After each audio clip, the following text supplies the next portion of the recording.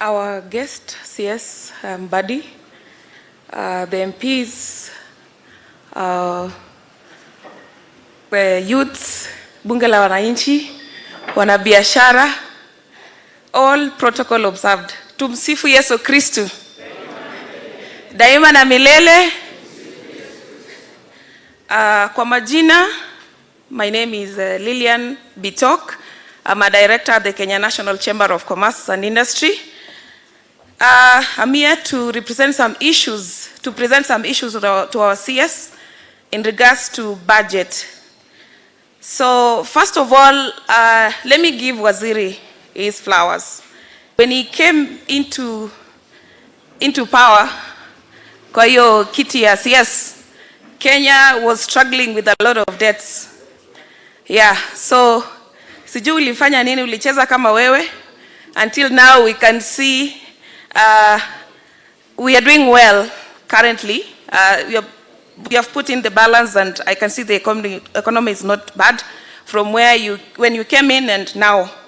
So some of the issues that I want to ask is that how is the previous budget 2025-26? What did you actually do to ensure that the country is stable? Because we had a lot of debts and we can see to just struggle sana, and actually we were flagged among the countries that are grappling with the debts.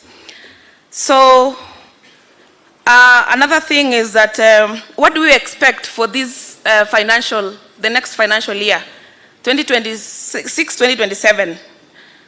And then what are the top priority sectors that you will be having in the national budget 2026-2027? Because as business community, we always want to align ourselves.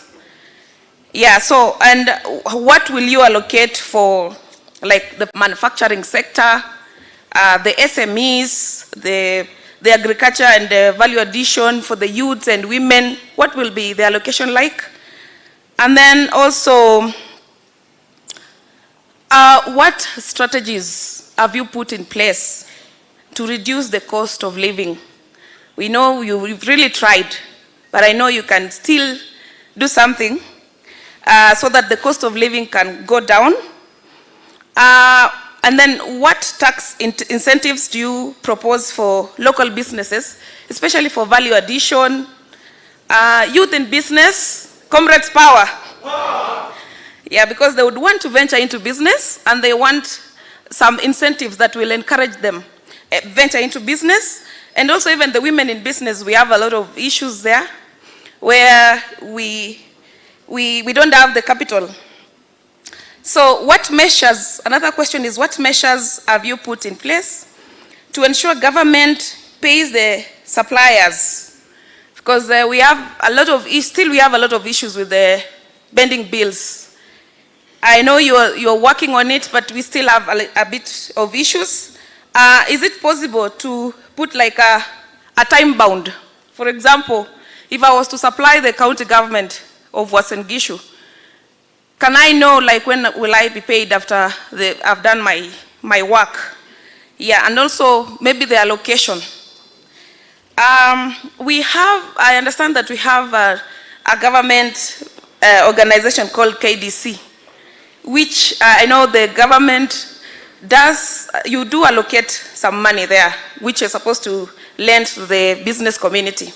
But here in Uasin Gishu, we are not feeling them.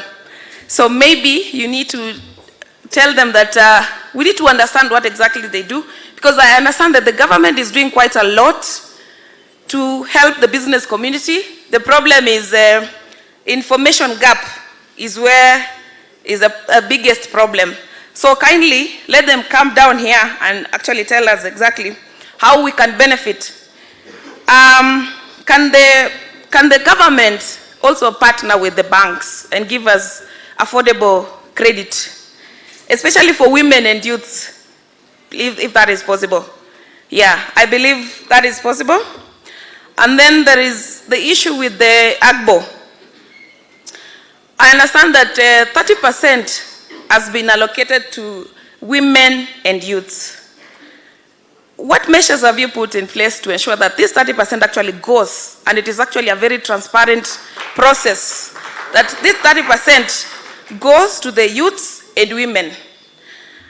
Another thing is that women, youth, and PWDs. So I've mentioned the issue of access to affordable credit. Another thing is the interest rates are still high. Pull your strings. We believe in you. Ensure that we get affordable credit, even with the bank.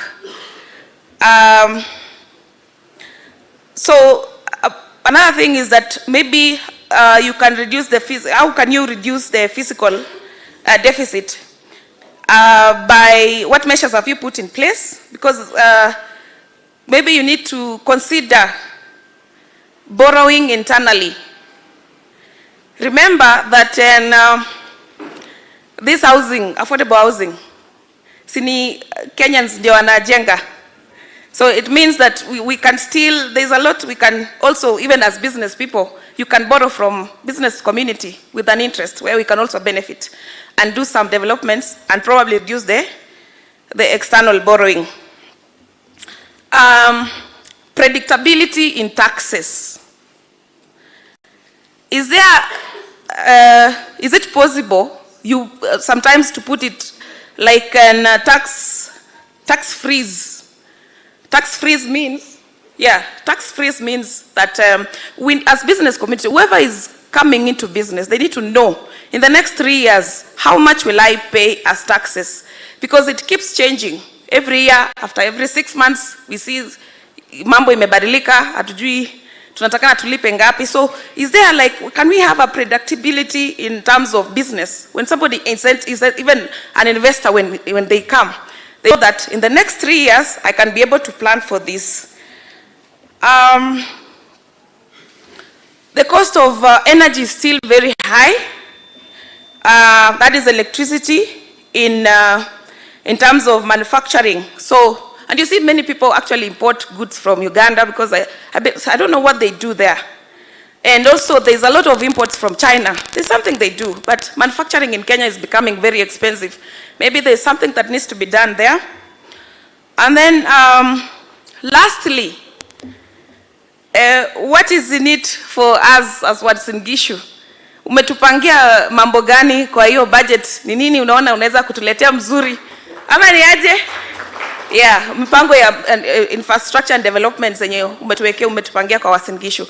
Asanteni sana, Mungu awabariki.